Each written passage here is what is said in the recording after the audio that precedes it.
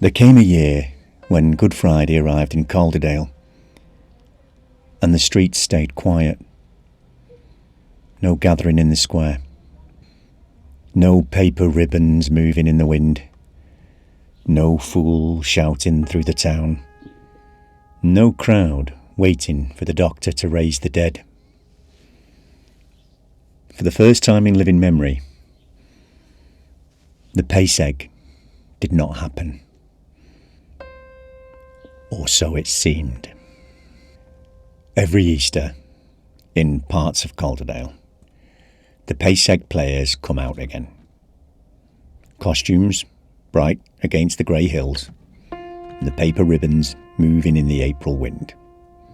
The fool be shouting through the square, children waiting for the doctor to arrive and raise the dead once again.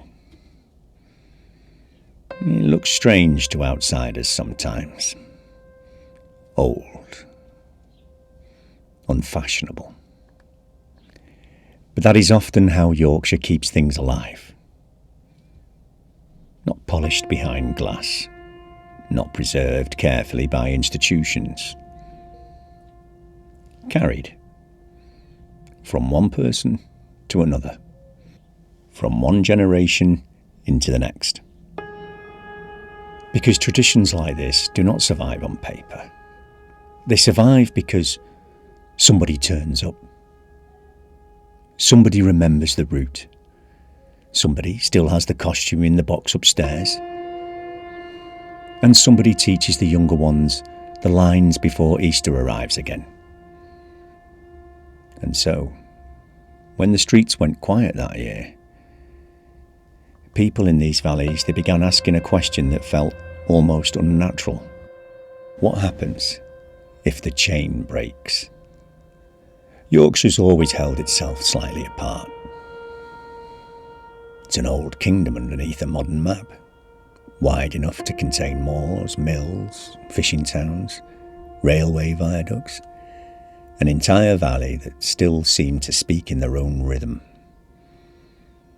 Across those places, traditions survived, not because they were profitable, but because ordinary people refused to let them disappear.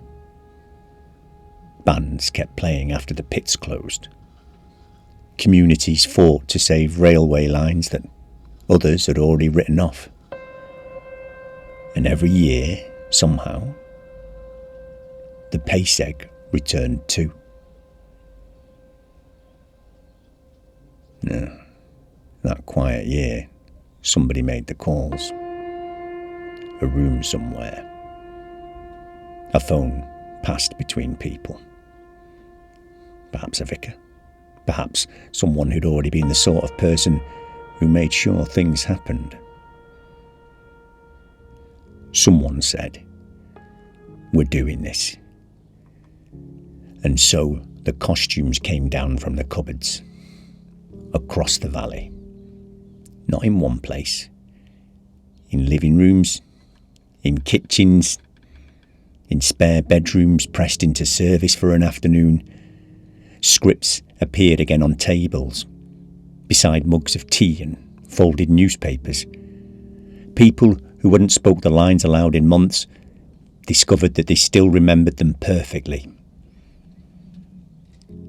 And from those many separate rooms, scattered across Calderdale, the same ancient words were spoke aloud again.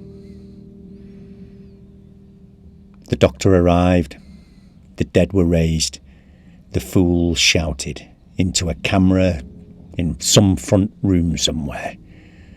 And above Hebden Bridge and across the valley, in their own homes, people watched. And the words had been spoken, and the rhythm had continued. The chain had held. By the following Easter, the voices had started returning to the valleys properly, and children stood in the crowds beside their parents and grandparents who'd once stood there themselves.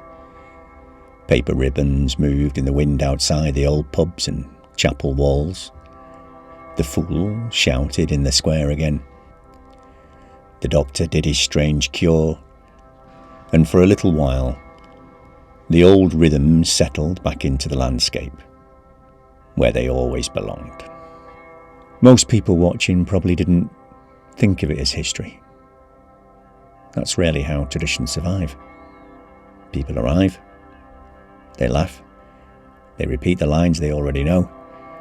Someone passes a child part of a costume to hold.